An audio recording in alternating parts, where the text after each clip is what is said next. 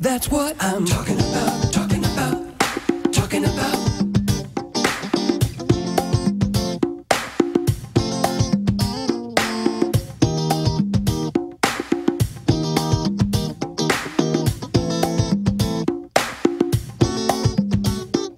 Talking about, talking about, talking about.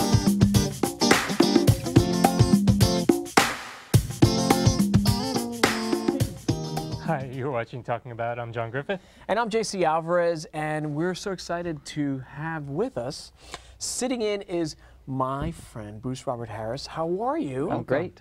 Thank you. He's a Broadway and West End producer.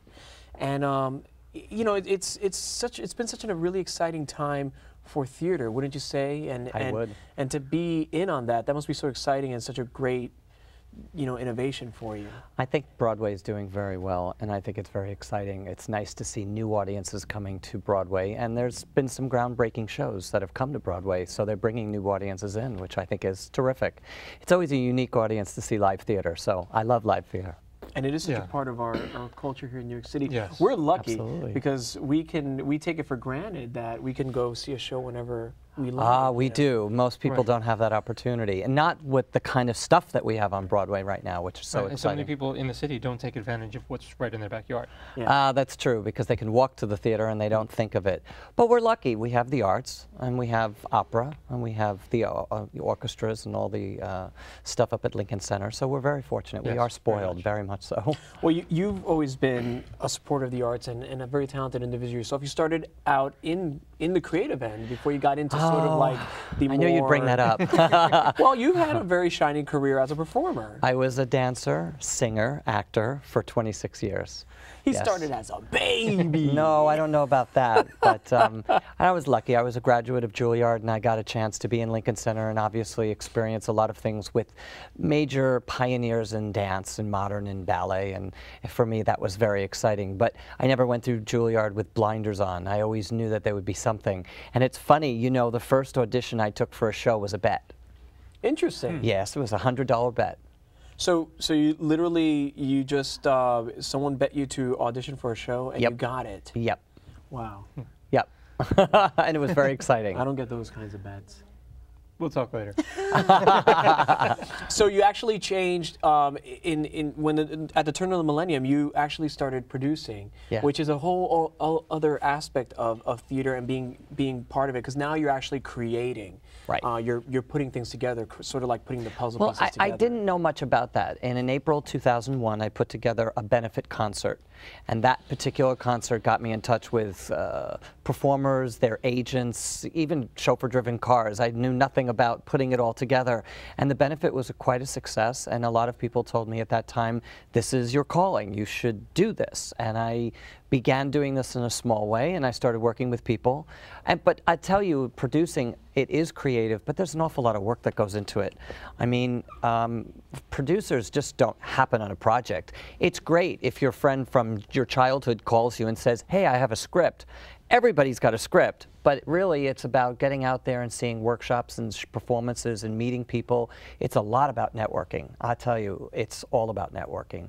Because Broadway really, you know, if you invest in Broadway or you produce on Broadway, it's the networking of sitting down, meeting people, talking to them, finding out what their interests are, and that's how you meet other performers, and then you see people graduate in their careers, and then things just get larger and larger, and they gain momentum, and then you end up on Broadway shows, and that's sort of how it happened for me.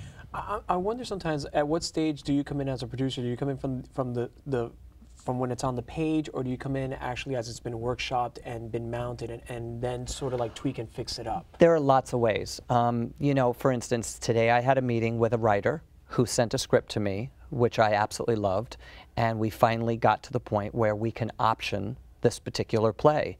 And it took 2 years to get to that point. So You know, I think persistence as a producer is also very important. And if you find a project that you love, this happens to be a comedy, and I've never produced a comedy for Broadway, and I'm so excited about it. I can't tell you who's in it yet, but we're in the early stages of putting this together and raising some front money for this show, and I think it will be great.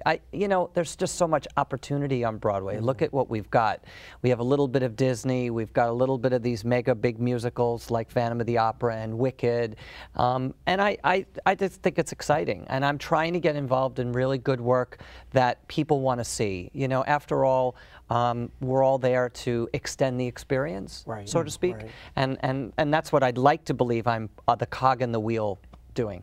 Well, speaking of starting with really, really great work, one of your first commercial successes was a show starring Leslie Jordan, who everybody knows from Will and Grace. Right. My Trip Down the Pink Carpet. It was very fun. It was very fun. A one-man show. A comedy, too. A comedy based but about on, his life experiences and what he did. And it was a lot of fun because we put together a fun set for him to play on and to really bring out his life story. And then we were able to take it to London, which was really very exciting. I'd never produced in London before. That's a whole education in itself. And so much fun. I mean, London is terrific. And then while we were in London, my producing partner, Jack Batman, and I hopped on board By Jeeves, an Andrew Lloyd Webber play. And we produced that while we were there as well. So we kind of did double when we were there. It was very exciting. We just were in London recently looking at another project. So, I mean, and that's really the key. Producers have to get out there. They have to see things on their feet. They have to see workshops. They have to really see whether that's in their creative route, so to speak, and figure out where the stems go. And we kind of just follow them. And we have a great time doing it, actually. So I would imagine it's just as exciting to be on this end as it is to be on the stage.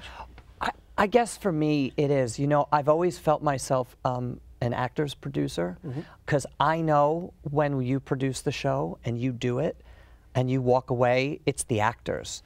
The actors have to get along, they have to be good in the piece, and I think that's what makes a good Broadway musical too. I think it's the I guess the recipe of bringing everybody together, and that's from the creative, from lighting, sound, costumes, right down to the performers, the casting agents, and everyone that's there. And if everyone's working together and it's a good experience, I think there's a great feeling, and that projects from the stage. Well, everyone brings their own little bit of life to Absolutely. what you see. And believe me when I tell you, these people are families. I have a show running on Broadway right now, Nice Work If You Can Get It, and starring Matthew Broderick and Kelly O'Hara. And I would tell you that it's a family. I mean, they bring in cookies and cakes and cook for each other and bake for each other. And it's nice because this is your family. You're on stage every night. You have to think about that. 8 shows a week. You got to bring the energy, and you bring it to it. And it's a wonderful family atmosphere. And that's one of the things that I really enjoyed. I produced up at the White Plains Performing Arts Center with Jack Batman, and it was wonderful to produce these things from scratch, to be able to cast them from the very onset of getting the rights or the royalties for the shows, and then bringing them to life. And then you have to step away and you have to let them do their job, and you have to be able to separate yourself from that. And Like being a parent. And a lot of, well, you know what? My shows are my kids. They truly are. That is very true. I want to talk about one of your kids that had a lot of promise. It's a show that had a lot of promise that theater goers and everyone just was raving about. And they still rave about it. They still rave about it. And I'm talking about Scottsboro Boys, which had a very short run on Broadway. 12 Tony nominations. But it had 12 Tony nominations. Yeah, it was very exciting. And I remember even like Whoopi Goldberg. Energy was, was electric. Whoopi Goldberg was loving this show. She loved the show. And you would have audiences literally walking out of the theater that were loving it. But I don't know if the disconnect was with that the reviewers didn't love it. You know what? Sometimes Broadway brings subject matter to light that people are unprepared to swallow. And I think for, if you look at the Book of Mormon right now on Broadway, it's a subject matter we make fun of.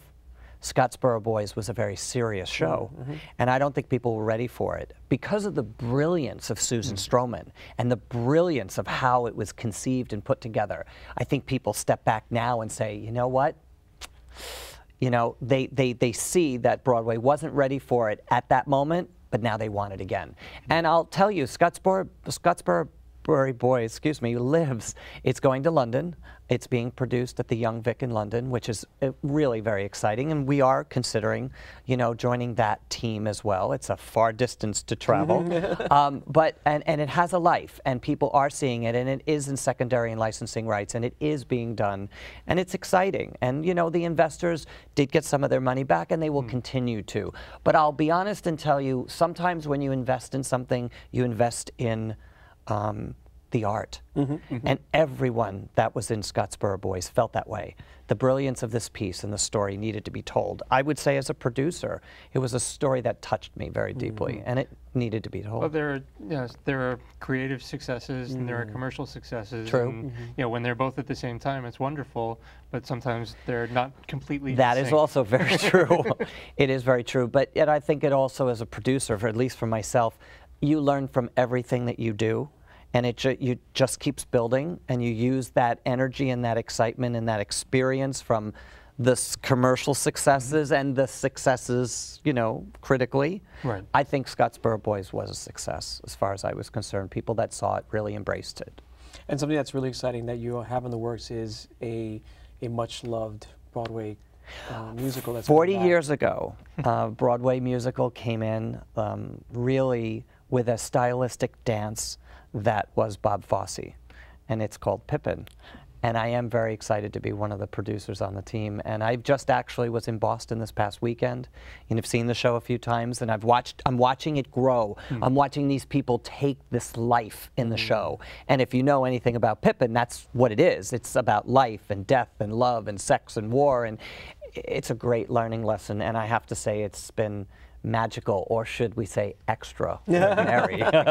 So when you have a revival like that, that is really a beloved, you know, Broadway musical. I mean, every actor has wanted to either be in Pippin or. And they will when they see this one, and that's good. It has to be thought of outside of the box to sort of like make it very contemporary. Is that what you guys are doing, or are you sort of like, or not touching it and taking risks with it? Well, I'm going to tell you, we have the brilliant direction of Diana Paulus, who won the Tony for Porgy and Bess last year.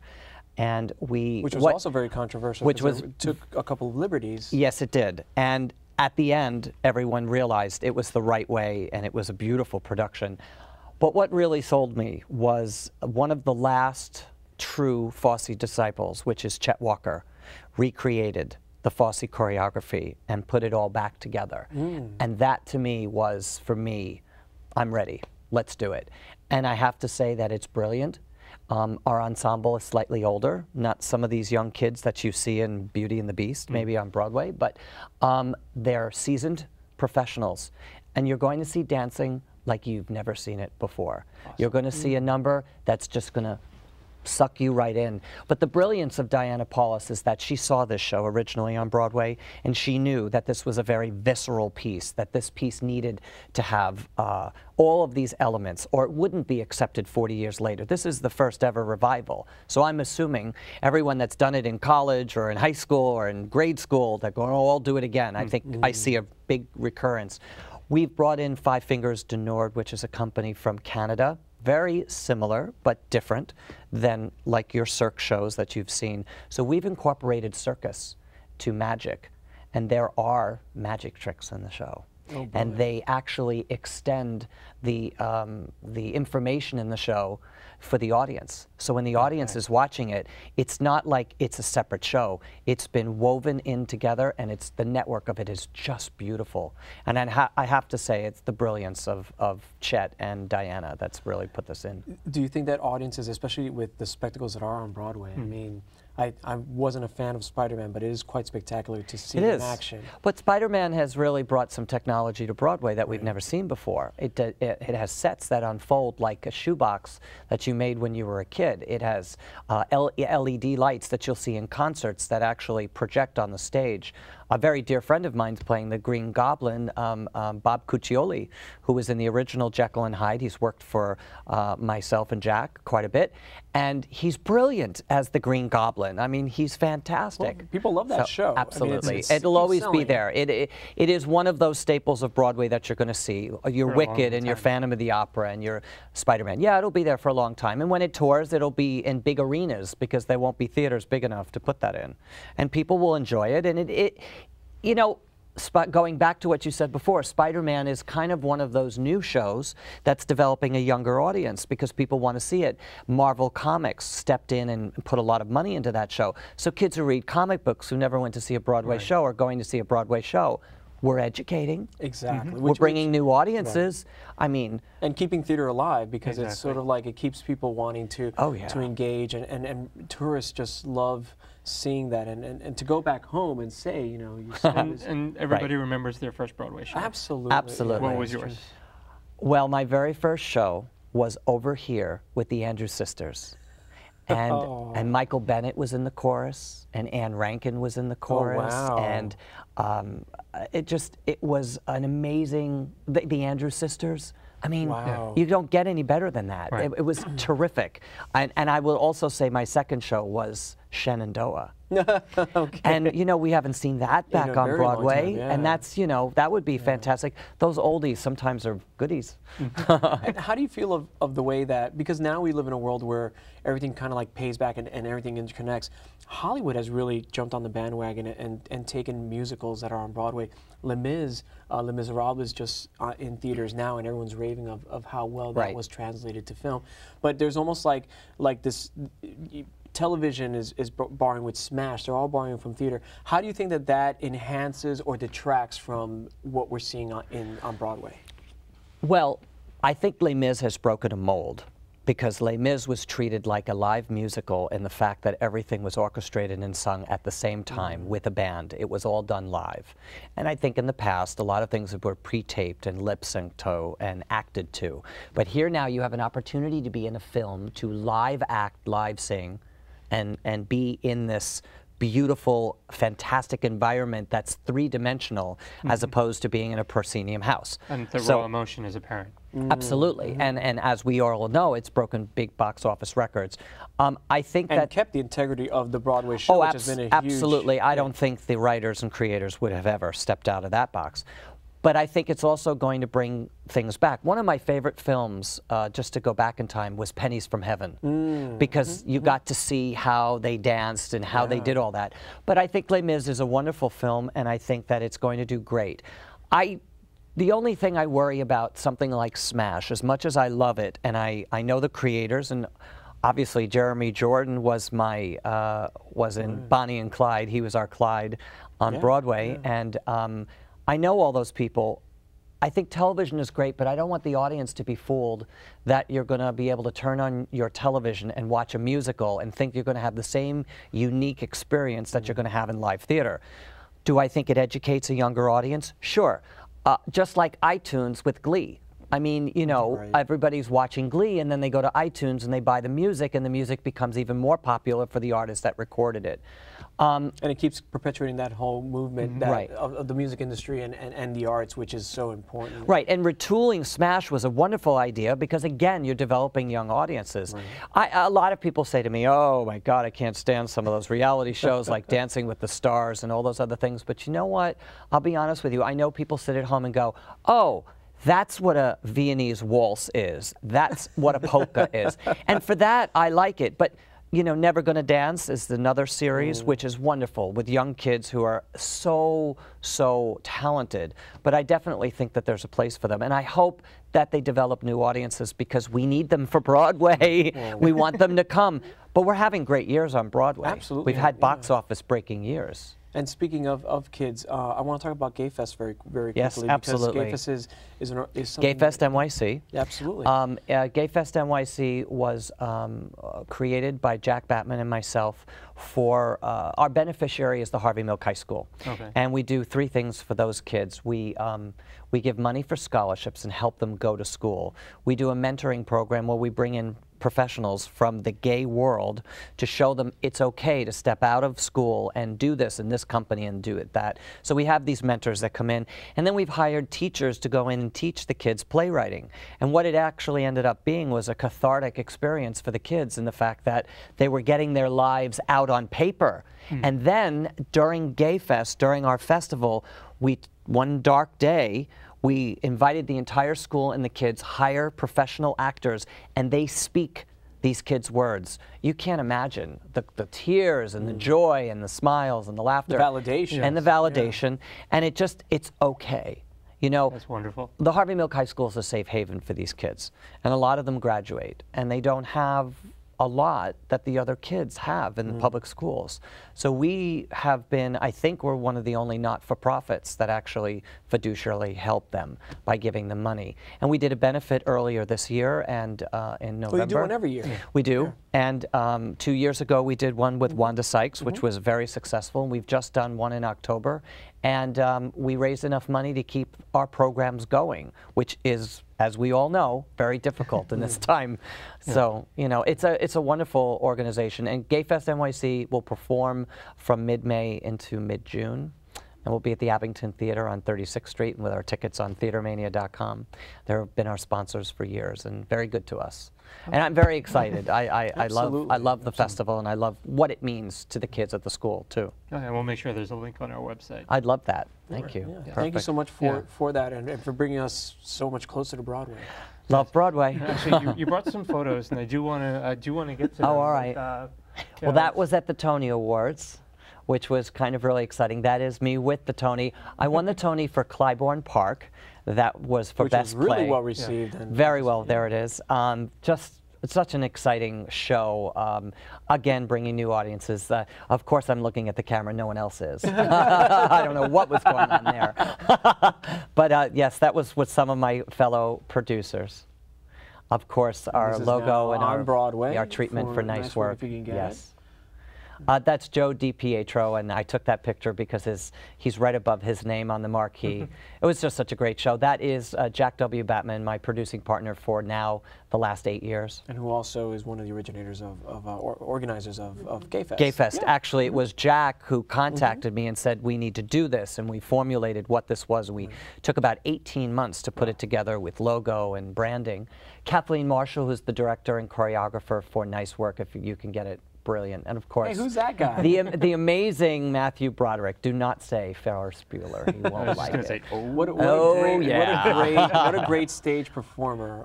This is Rob Marshall and his other half, John. Rob was wonderful. I used to also produce a dance series called the Elan Awards, and we honored John 1 year for his excellence. You know, he's brought such beautiful things, again, back to movies like Chicago, to the screen. Which I just saw again, and it's flawless Oh, in it's its interpretation amazing. to screen. Great guy. Yeah. Just terrific. Well, this was one of my Well. aha moments. Oh, my goodness. Well, you know, it's so funny. The funny thing about this is Mr. Tony Bennett. he was actually leaving the party, and he walked by me. And you I were chasing him No, down. I actually, well, okay, maybe. No. I saw him, and I said, you know, Mr. Bennett, thank you so much for coming tonight. And he said, young man, what are you doing here? And I said, well, I'm one of the producers. Oh, I loved it. And we started talking, and then someone came with a camera, and he went like that. And I just, you know, sometimes you have those aha moments. Yeah. Maybe with Cher. Maybe. I Oh, could and look, you brought us, these are Yes, some, I did. These wow, are great. brand new. They These are hot actual off the pictures presses. of Pippin. Yes, this Oh, is Charlotte Dubois, Right, who wow. is leading. You can see the stylistic Fosse choreography. It's very exciting.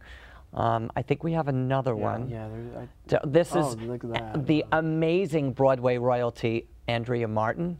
well, what and I also Matthew love is that James, it who looks, is- it looks real. It looks like what we remember, which is also, it looks like, She's storytelling, Yeah. and this is an amazing number. I don't want to give it all away, but there's a little audience participation, and let me tell you, they can't let her off the stage. That is a Tony-nominated performance. I will tell you that's right great. there. Wow, and look at one of that. my favorite pictures, Bettina Williams and the entire cast of the show. Terrence Mann is with us in that, as well as the King, and it's a beautiful, beautiful show. I do say this, and I mean it. It is extraordinary. It is magical. Yeah. You know, as you know, with Pippin, it starts with a dissonant orchestra. And the orchestra is sort of tuning up, and it kind of goes into a drone, and then it brings into the full orchestra.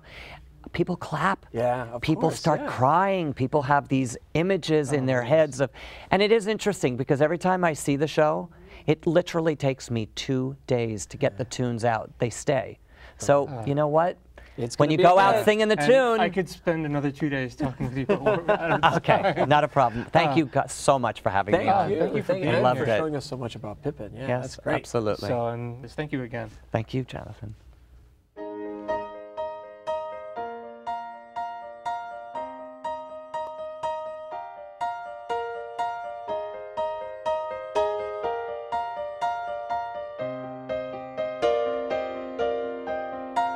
Two o'clock in the morning, I never felt more awake. Hey, got myself caught up in the pattern of the drum and the bass. Yeah, keep playing that rhythm, don't stop it. Pick up the needle and drop it. Spin this song after song after song. I feel like shaking my body till the break of dawn. 'Cause the music's the only thing that can set me free. It's the only thing I know that can rescue me. Oh, oh, oh, oh, oh. Day to day, pressure got me stressing till I'm ready to blow. Oh, and I struggle to keep up with the information overload. Whoa, whoa. It just gets more complicated, overwhelming, frustrating, until I don't know where to go. So tonight I'm seeking refuge in the center of the dance floor.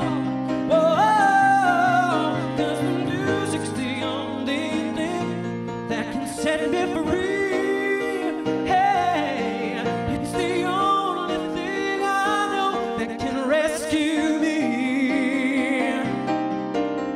Whoa, whoa,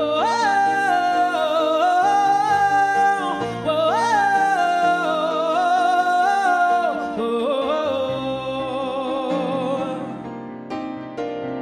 You know I love it when the beat turns around. Somebody dim the lights, we're gonna slow it down. Just for a minute now, take a break, escaping these spontaneous changes of groove, and lose ourselves inside of this hypnotic sound.